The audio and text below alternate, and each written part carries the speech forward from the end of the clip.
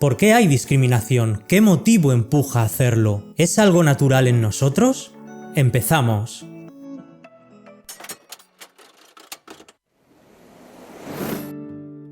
La discriminación es algo inherente en el ser humano. Desde que nació en nosotros la fuerte idea de que somos individuos, de que todo gira en torno a nosotros. Dentro de mí mismo existo yo y el resto. Esa gran diferenciación genera en nosotros una división en la percepción de lo que entendemos. El pensamiento humano es capaz de fragmentar el mundo que nos rodea y de diferenciar, de distinguir y de dividirlo todo en elementos. De esta manera se puede diferenciar a una persona por su color de piel, su origen, su género, su cultura, su idioma. Tenemos la capacidad de darnos cuenta de los patrones en la naturaleza, como diferenciar el día de la noche, el antes del después, el hombre de la mujer o el niño del adulto. Además de tener la capacidad de generar definiciones y conceptualizarlo todo.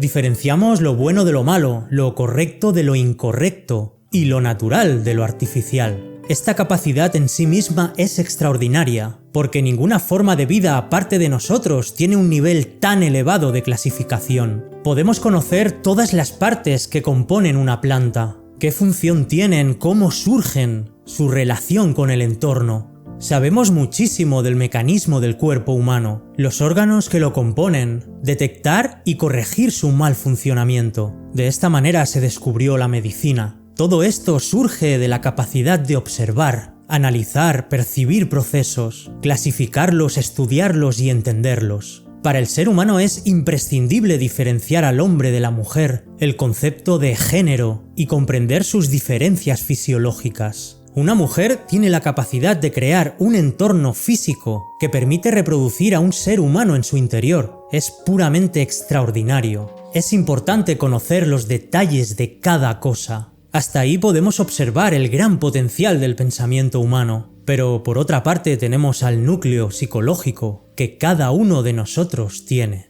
la idea de individuo y la importancia que cada uno tiene dentro de su propio mundo. Lo más importante de mi vida soy yo, y lo mismo sucede dentro de ti. Tú eres lo más importante de tu vida.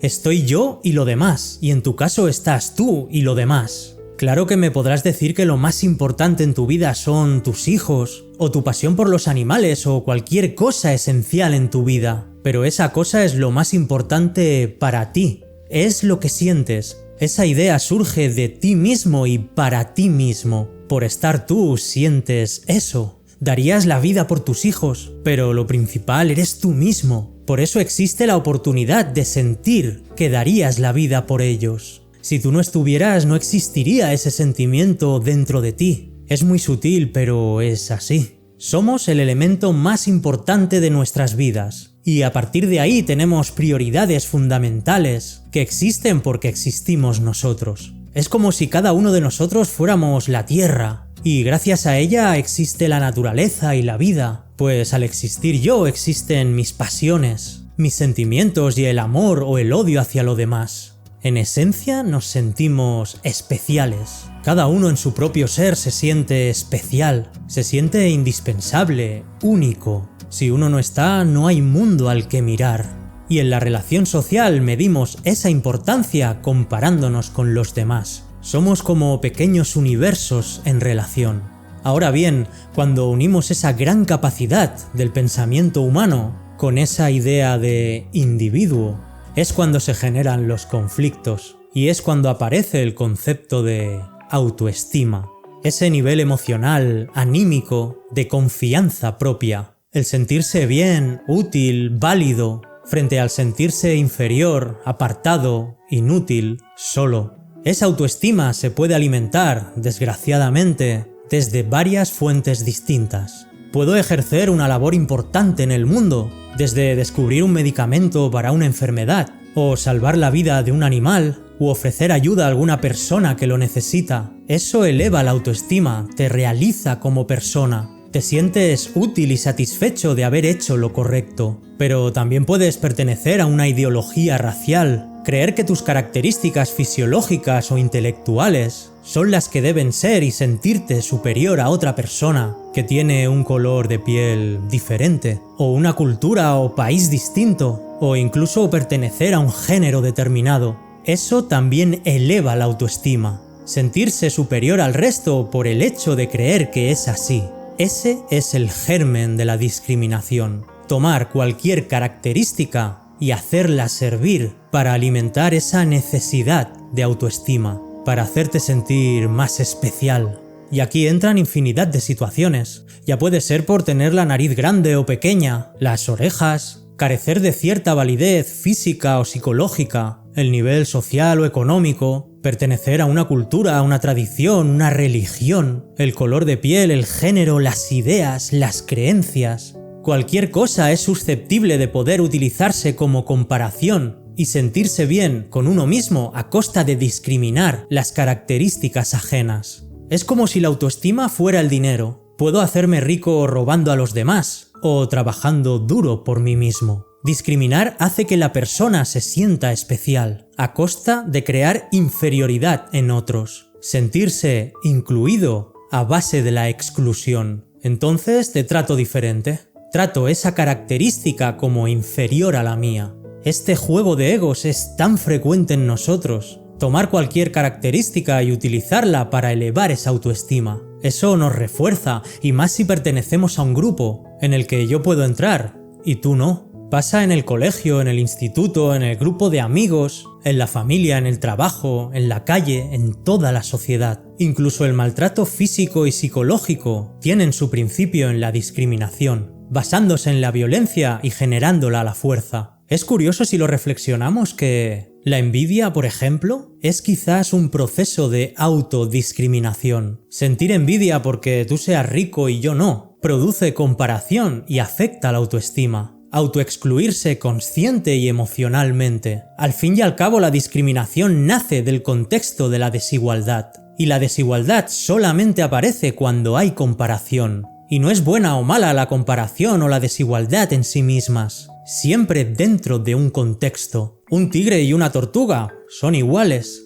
dentro del contexto de que son animales. Son lo mismo. Pero un tigre y una tortuga no son iguales. En cuanto a modelo de reproducción, uno es vivíparo y el otro ovíparo. Hay igualdad por pertenecer al mismo reino de los animales, pero hay desigualdad en cuanto a reproducción. Pura taxonomía. No hay nada de malo por clasificar por puro conocimiento de la vida, de la realidad, del universo. Tú imagínate que un tigre discriminara a una tortuga por poner huevos. Pues esa tontería, eso que veríamos tan absurdo, es lo que estamos haciendo nosotros constantemente. Es tan fuerte la capacidad de percibir diferencias en todo lo que vemos, que no podemos no utilizarlo para clasificar. Y usar esa capacidad para alimentarnos emocionalmente, para compararnos y resalcir una característica contra otra, eso se conoce como discriminación. Puedes solo pensarlo y no tener esa conducta de forma externa. O puedes tener esa actitud y tratar a alguien o a un grupo de forma distinta a cómo lo harías si no fueras consciente o no hicieras distinción de ese factor discriminatorio. Es que eso yo lo he visto muchas veces. Tú conoces a alguien, hablas, tal, y después te enteras de que esa persona, por ejemplo, es homosexual y piensas, hostia, ¿cómo tengo que comportarme con esta persona? Ni para bien ni para mal. Solo te lo preguntas porque mira, como si tuvieras que actuar de forma distinta solo por eso. Eso no es discriminación, es la evidencia de que tenemos muy en cuenta las diferencias entre unos y otros, entre unas características y otras, unas tendencias, ideas, formas de pensar. Tenemos muy metidos en la cabeza todos los estereotipos sociales. Todos tenemos prejuicios, nos comparamos con unos o con otros y nos decimos a nosotros mismos que pertenecemos a ciertos grupos ya hasta de forma inconsciente. Que si soy hombre heterosexual, clase media, soy español, inglés, cristiano, budista, nos catalogamos a nosotros mismos y a los demás. Y de ese catálogo, de esas características, si me sirvo de ellas para alimentar el ego, la autoestima, creyendo que lo mío es mejor, ahí hay un problema, porque en realidad somos vulnerables. Todos tenemos carencias materiales, físicas, emocionales, sociales, y necesitamos un apoyo psicológico. Hay un vacío que llenamos con todo eso para no sentirnos perdidos e imponer nuestra autenticidad y ese sentido de ser especiales. Esos encontronazos entre unos y otros, ese comparar todo lo que yo soy con todo lo que tú eres para llenarme emocionalmente a costa de esas diferencias y hacerlo saber al mundo, es discriminación. Pero todo esto es lo que nos permitimos con esta educación básica como seres humanos. La desigualdad existe desde que somos conscientes de esa habilidad de distinguir las cosas y compararlas. Y esa necesidad de tener que alimentar al ego constantemente con la autoestima. Toda esa mezcla psicológica genera todos los conflictos que hay en el mundo. La mente, o llámalo como quieras, es un proceso realmente muy complejo. Y por culpa de no comprender todos los mecanismos que tienen lugar aquí, no utilizamos el pensamiento, la conciencia, el conocimiento o los sentimientos de la forma correcta. Incurrimos en un mal uso tan reiterado y tan constante que no sabemos cómo realmente debe funcionar el ser humano. Cómo hay que mirar la vida, cómo respetarnos a nosotros y al resto. Esa es la clave de todo. ¿Realmente existe un yo y lo demás? Esa idea es tan fuerte, está tan arraigada a nosotros desde hace miles de años. Parece tan obvia la idea de individuo que parece que la veamos realmente, que sea una verdad absoluta. Por eso desde que nacemos se nos enseña sobre todas las cosas que somos individuos que están separados del resto del universo y que la vida se procesa y se gestiona desde ese núcleo psicológico al que llamamos yo. Crear esa idea es el principio de la desigualdad. No soy lo mismo yo que el resto. ¿Crees que esa idea del yo es una realidad o una creencia que tomamos como real? Hasta la próxima.